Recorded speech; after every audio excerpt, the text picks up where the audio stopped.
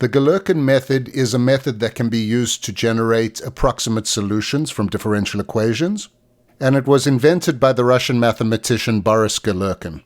Boris Galerkin lived from 1871 to 1945 and published his method in 1915.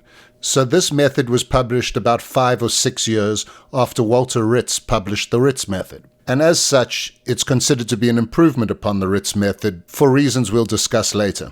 The Galerkin method is part of a family of methods known as the method of weighted residuals. And so it would be improper to have any discussion about the Galerkin method without first discussing the method of weighted residuals. This is not intended to be a video on the method of weighted residuals, so I'm going to breeze through this really quickly, just as a summary. Many of you will have probably seen this before, but those of you who haven't, this should provide enough background. For the purpose of this video, we'll use the example of the cantilevered beam with a distributed load. The x-axis points in the axial direction, and the z-axis points upward in the direction of the transverse displacements. And we'll assume in general that the distributed load F is a function of x. And to keep things simple, we'll assume that EI is constant for the beam. You might recall, we've seen it in other videos certainly, that the governing equation for a cantilevered beam with a distributed load is EIW, XXXX minus F is equal to 0. We proceed in this method along the lines of what we did in the Ritz method, and we assume an approximation for the displacement using a linear combination of shape functions. We can write the approximate displacement as W tilde. The tilde is showing that this is an approximation. Please don't be confused by this. And that equals the sum over I from 1 to n of A sub I phi sub I. So the displacement is A1 phi 1 plus A2 phi 2 plus ... AN phi n. The way this method proceeds is to use an approximate displacement for W over here. Let me rewrite this equation, but instead of W, we're going to put W tilde, because we're approximating W, minus F is equal to, because we're not using the actual displacement here, we don't expect the difference to be 0. There'll be some sort of a residual error. I like to call this error E, but many of the texts, they call it R. And since I've used epsilon in previous videos in deriving Euler-Lagrange equations, I've decided to go ahead and call the residual R. But I really want to stress this. It's an error. It's a residual error. Okay, so whenever you see R, think it's an error.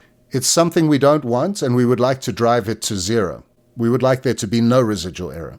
Why? Because if there's no residual error, that can only happen if we have the exact displacement. So by driving the residual error to 0, we're driving the approximate displacement to the actual displacement, and that's the idea here. So let me write it here to make quite sure you're not going to forget that R is a residual error. Let's give these some numbers, number 1, 2, and number 3. And now within the family of the method of weighted residuals, we have different ways of treating this error, and each of these corresponds to a different method. To be clear, we have these AIs which are unknown, which we're trying to solve for. We have n of them, and n depends on how good an approximation we want. In order to solve for these n unknown coefficients, we need n conditions. The first method is something called the collocation method, and this is just very, very simple. The collocation method says at various points in the domain, we'd like the error to be 0. We can write this as R, the residual of various points x sub I, at those points is equal to 0. Using this method, we can pick n different points along the length of the beam. We can say arbitrarily that these are the n points for which we would like to force the error to 0. And then that will give us a set of equations we can solve simultaneously using standard linear algebra techniques. We can solve that for our coefficients. The second method I'd like to mention is something called the subdomain method. And in this case, rather than forcing the residual error to 0 at certain points, we do this in an integral sense. So we say that the integral from 0 to L of the residual error, dx, is equal to 0. Since we'll have to produce n equations for our n unknowns, we will divide up this domain from 0 to L into n subdomains. These subdomains can overlap. These subdomains can be of different sizes. But using the subdomain method, we're forcing the residual error to 0 in an integral sense over an interval, as opposed to the collocation method, which forced the residual to 0 just at several points. The next method is one that you've all heard about going back years, something called the least squares method. In this case, we're going to take the integral from 0 to L, and we're going to take r squared. We're going to square the residual. That gives us the least squares error, dx. And we're going to set that equal to 0. I'm not going to dive into this, but most of you, I'm sure, have used least squares somewhere along the line. You understand the advantages of it. And you understand the advantages of squaring the error before we add them all up versus just adding them. But again, this video is not to explain the least squares method to you, so let's move on.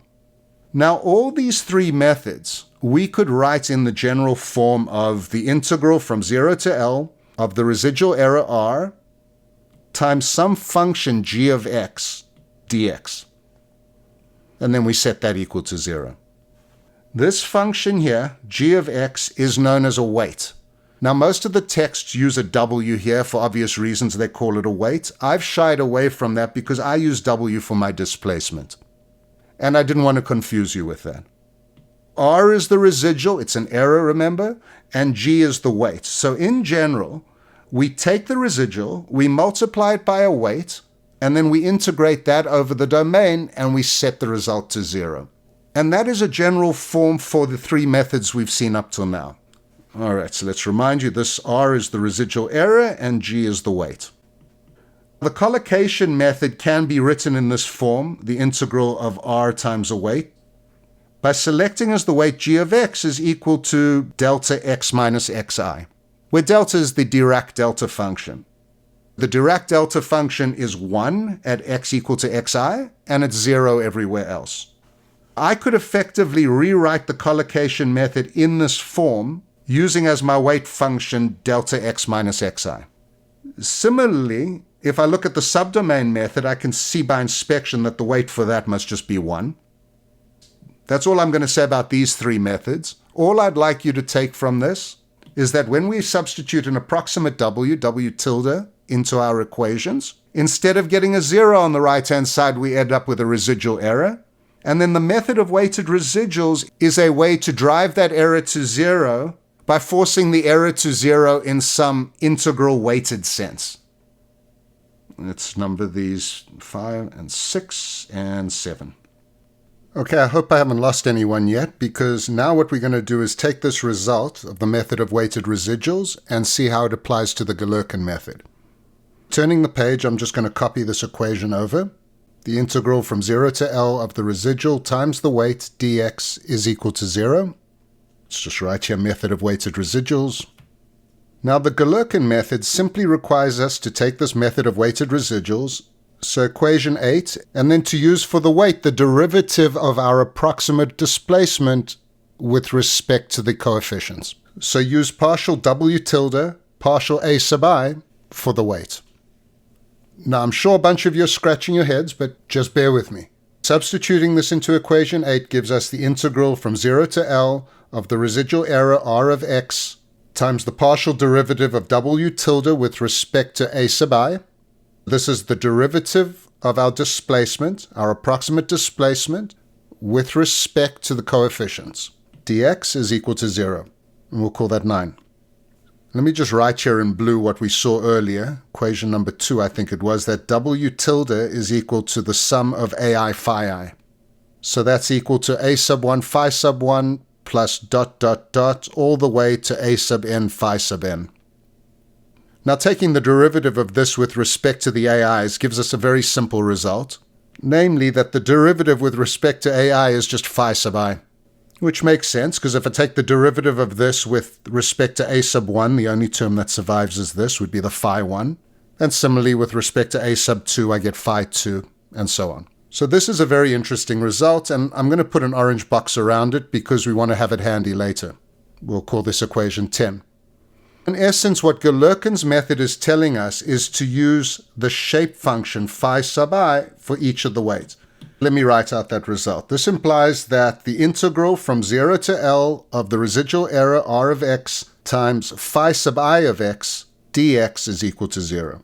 And this is our result. This is the Galerkin method. We'll put a big bright red box around that. We'll call it equation 11. Now, in the context of the weighted residual method, we would look at this and we would say, all right, it's the residual times the weight, and we've used for the weight the phi sub i's. The salient feature of Galerkin's method and how he arrived at this result is he did not associate the method directly with any sort of variational problem. We haven't so far in this video mentioned variational calculus at all, because he wanted his solution to be applicable to all differential equations regardless of the field. If we step back from this problem for a second and we have a look at what we have in equation number 11, from a mathematical point of view, we would say that the residual error r is orthogonal to the shape functions phi sub I. This equation mathematically is something known as an inner product. And an inner product is completely analogous to a dot product, except that an inner product is when you're dealing with functions, and a dot product is when you're dealing with vectors. That said, what equation 11 is telling us, and this is the crux, the foundation of the Galerkin principle, is that the residual error r must be orthogonal to the shape functions phi sub I. Let me write that here so I can make sure it sinks in. That r of x, our residual error, is orthogonal to the various phi sub i's. Let me put a double underline. This has got nothing to do with variational calculus in this form. The condition for Galerkin's method, the condition to find your AIs, your unknown coefficients, is to find the AIs that satisfy equation 11. To pick the AIs in such a way that our error is orthogonal to our shape functions. All you have to do is you need to take this equation, equation 11, and you need to plug in what you already have. Dead simple, right? Now, is there anyone out there who wants to explain to me what on earth I've just said? What does this mean, that the error is orthogonal to your shape functions? And why is that a good pick of weight? Now, unfortunately for me, Galerkin, who published his paper in 1915, did so in Russian, and I don't read Russian. So I'm not entirely sure how he came up with this choice of weight function. However, the fact that he did is absolutely brilliant. The implications of this are absolutely profoundly brilliant. But what on earth does it mean? What does it mean that the error is orthogonal to the shape functions? I'm going to make it crystal clear in a second for you guys, but before I do, why don't you pause the video and just consider what I've just said? What does it mean? What does Galerkin's method mean that the error is orthogonal to the shape functions? The reason this is important is because this idea of orthogonal projections of the error is used widely in modern codes. In fact, so much so that variational methods like the Ritz method have fallen by the wayside. So this idea of the orthogonal error projection is something you must understand, and I'm going to explain that now. And by the way, this is something that none of the textbooks seem to explain. They just leave it out there that, oh, your error should be orthogonal to your shape functions, but no one bothers explaining that. So here's what I think it's about. Let me turn the page and do it. We're going to start off really simple in 2D space because you guys can all picture that. And we'll draw a set of axes. We'll mark these as unit vector E1 and E2. These are our unit vectors, and these unit vectors form a basis. The idea is we've got a point in 2D space, and we're going to call this point W. And you can consider the point to be a vector on the basis that I can draw a line from the origin to any point. Now the idea is I've got this vector W, think of it as a displacement in 2D space, and I want to approximate this displacement by just using my E1 unit vector. So I want to approximate this in one dimension. I want to reduce the dimensions from 2 to 1, and I want to know, in order to minimize the error, where do I plot this blue point on the E1 axis? I've got 3 candidate points here, my purple point, my red point, and my green point. I would like to approximate W just in terms of my basis vector E1, but how do we know the correct point to use? Let's draw the line in each case, going from our point W to our approximate point W tilde. Same for the red and the green one. This vector represents the residual. It's the error, the difference between W and W tilde. We'll call this R1, R2, and R3. And let me just write down here, as we know, the residual is the difference between W, the actual point, and the approximate points. Now, what is the condition that's going to minimize the error? Many of you will immediately see, oh, we need to project it at 90 degrees. Now, I'm going to suggest to you we stay away from using the term 90 degrees because it doesn't help you out much when you go to higher dimensions beyond 3. You know, if I'm in 10, 11, 12 dimensions, what does it mean that these are 90 degrees to one another? A better way to think of orthogonality is just using the idea of the dot product.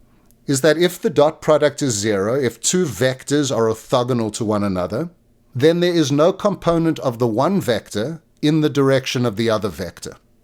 And that applies to any dimensions.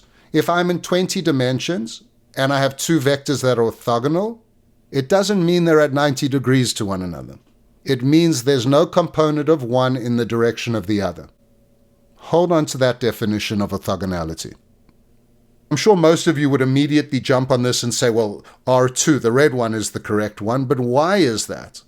And the answer is the projection of the error is orthogonal to the shape function. Mathematically, we would say that R dot E is equal to 0. This is what Galerkin said. You've got to make sure that there is no component of your residual error in the direction of your shape function. That's how you minimize your error. That's why the red line is the shortest of the three lines. What minimizes the error is to project the error vector orthogonally to the basis vector. There is no component of the error in the direction of the basis vector. There is an error, but in the direction of E1, our basis vector, it's 0. All right, I think that's simple enough. Let's try to extend it now to 3D. Same idea, we're now looking at a 3D space. This vector space is spanned by the basis vectors E1, E2, and E3. And I just want to mention quickly the equation we're trying to solve, namely equation 2. The residual is not the difference between the actual and approximate displacements. It's actually the difference between the actual and approximate forces. We're using the fourth derivative of the displacement. I just want to be clear because we're going to extend this a little bit now. Consider a 3D space, and what I've drawn in blue is my attempt to draw a plane, the E1, E2 plane. And again, we're going to assume we have a vector. In this case, we'll call it F. It's actually a force, as I've just shown you. And we can draw the vector F from the origin to that point. Now, what I'd like to do is project this blue point down onto this blue surface. And again, the question becomes, but where on the surface should that point lie? Let's assume that this blue point is going to be projected down here to this red point, and we'll call that point on the plane F tilde. F tilde is an approximation of F. Why? Because F lives in 3 space. It's in 3D space. It requires 3 basis vectors to fully describe F.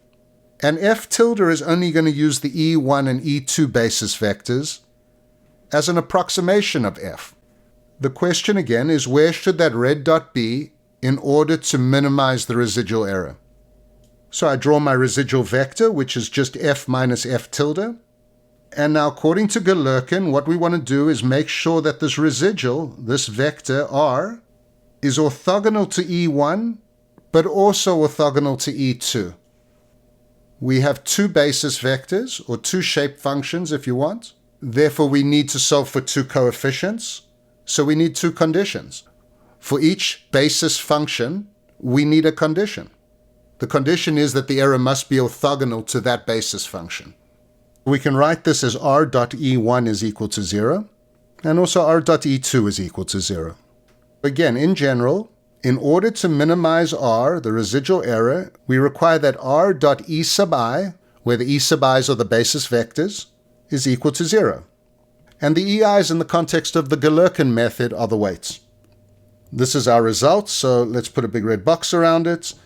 And for the purpose of this little page of discussion, I've done it in the context of vectors and 3D space, but you can imagine this could be extended to higher Hilbert spaces. For the purpose of this explanation, I did it in terms of the EI's, the basis vectors. But for Galerkin's method, we would replace these basis vectors with basis functions. Otherwise, everything else is identical. The Galerkin method requires the error to be projected orthogonally to the subspaces. Let's put a box around it just to remind us. Before we go further, I want to go back to the original form of the problem that we're trying to solve and ask the question, are we trying to solve the strong form or the weak form of the equation here? And the answer is that we're actually solving the strong form of the equation. Unlike the Ritz method, which can only be applied to the weak form of the equation, the Galerkin method can be used on both the strong form and the weak form. So it has that advantage over the Ritz method. And the reality is we could take this form of the equation and we could integrate it by parts twice to get the weak form. Okay, so I know I've thrown a ton at you. Let's just summarize the Galerkin method on the next page. We would like to solve a differential equation. In this case, the equation is EIW, XXXX is equal to F. This is equation 1 that we saw at the beginning. We recognize that this is the strong form of the equation. And by the way, if you're confused about strong and weak forms of the equations, there's a link above now to a video where I discuss all of this. We want to solve this subject to the given boundary conditions. And the procedure can be broken down into 2 simple steps. 1, assume an approximate displacement function. So W tilde is equal to the sum of the AI's times the phi i's, where the A sub i's are the n unknowns that we're trying to solve for.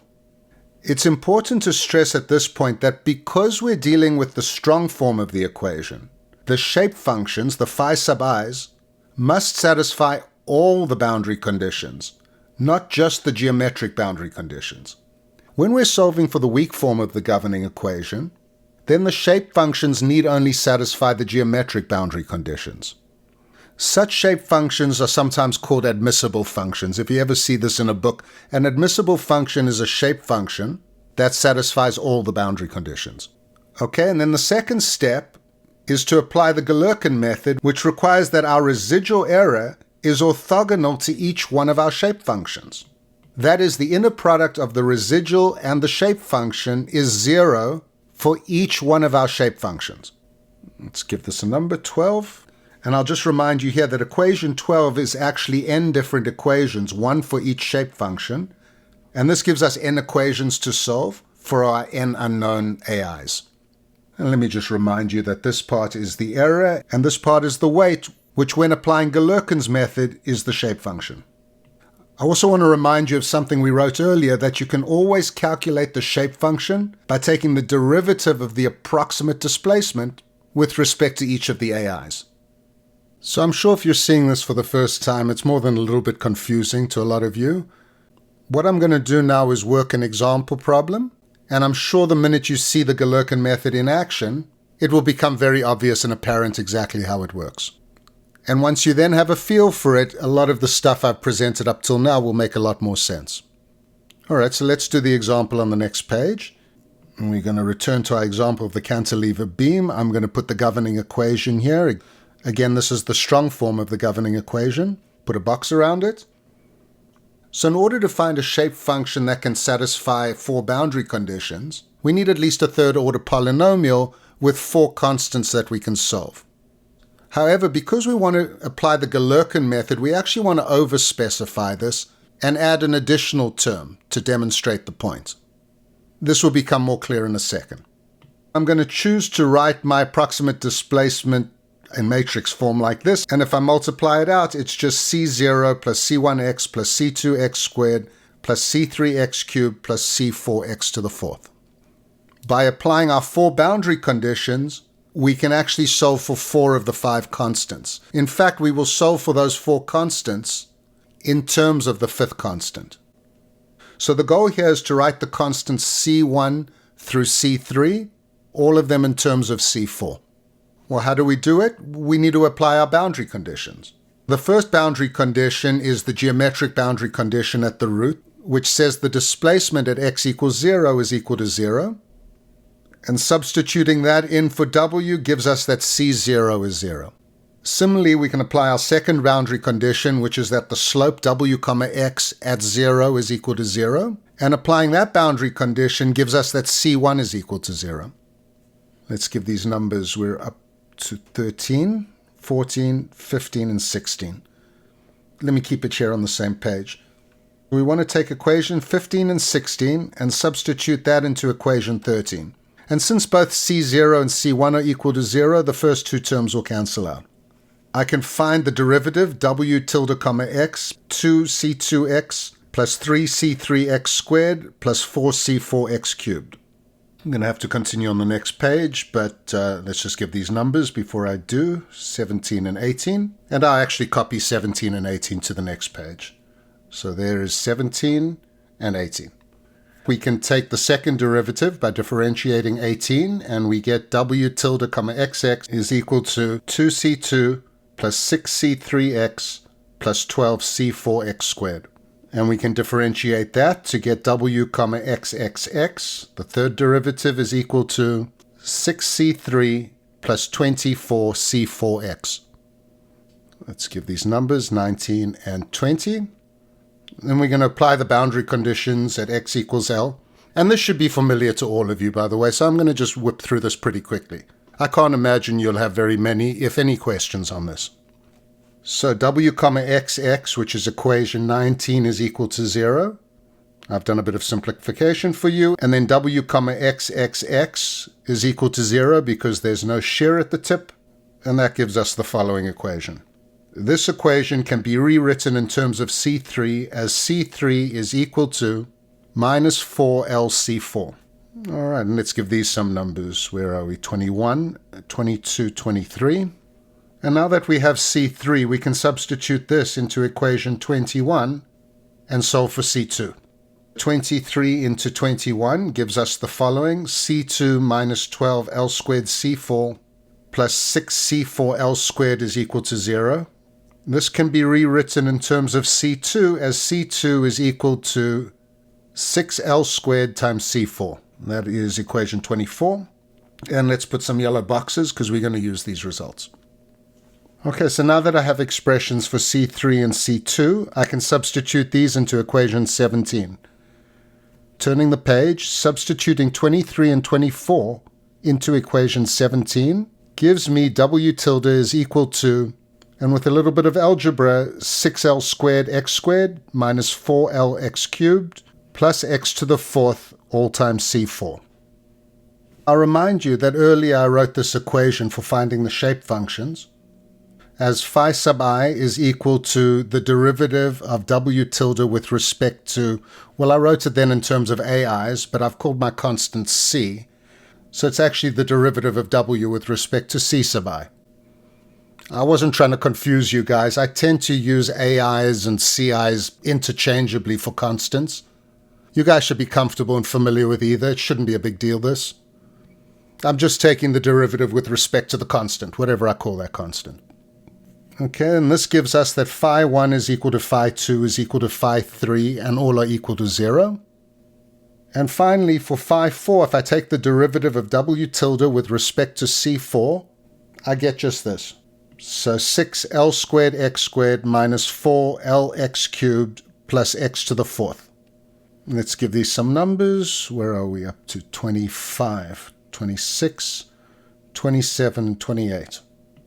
All right, so we have everything we need now to apply Galerkin's method. We have an expression for w. We have our phi's. Now we're going to just substitute it into Galerkin's method. The Galerkin's method tells us that the integral from 0 to L of the residual times our shape function phi sub I of x dx is equal to 0. The functions are orthogonal. This inner product is equal to 0. Call that 29. Now, if I go up to equation 25 here and I take the fourth derivative, the only thing that's going to survive is this last term. Taking the derivative 4 times gives me w comma xxxx is equal to 24c4. I'm going to now substitute this in over here. But since all of that is constant, 24c4, the entire residual is constant, I can take it outside of the integral. And this gives me EI 24c4 minus f times the integral of our shape function, 6L squared x squared minus 4L x cubed plus x to the fourth dx. And that is equal to 0. All right, since I'm out of space, we'll continue this on the next page. I'll just copy that last equation over. And now we can go ahead and integrate that. We can just copy the residual because that's constant. And then we can integrate this. So the x squared gives me x cubed over 3 times 6 gives me 2l squared x cubed minus lx to the 4th plus x to the 5 over 5, and this between the limits of 0 and l. That's equal to 0. Let me substitute the limits. Well, the 0 just cancels out. It gives us zeros everywhere. And the L limit gives us, it's just our residual times. When we substitute L here, I get 2L to the 5th minus L to the 5th. That gives me L to the 5th plus 1/5 L to the 5th gives me 6/5 L to the 5th is equal to 0.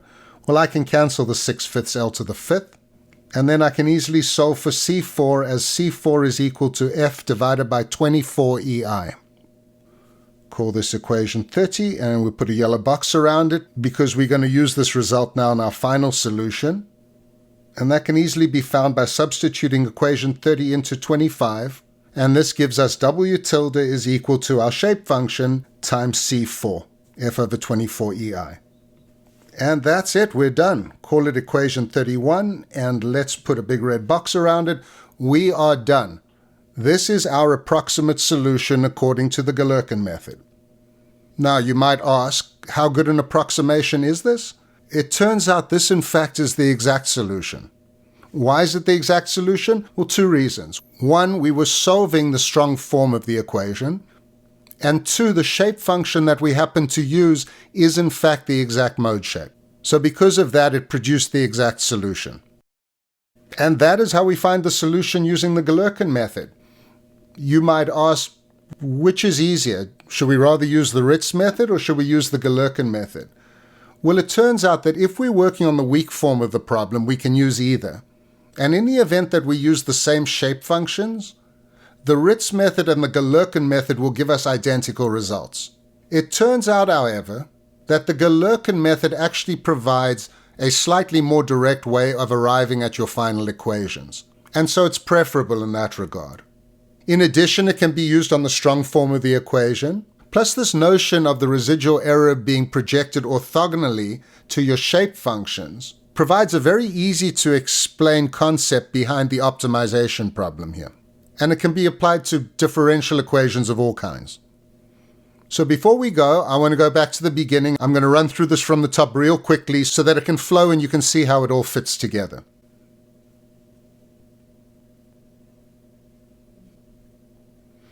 I started off by discussing the method of weighted residuals, and I explained that this is a family of methods, of which the Galerkin method is one.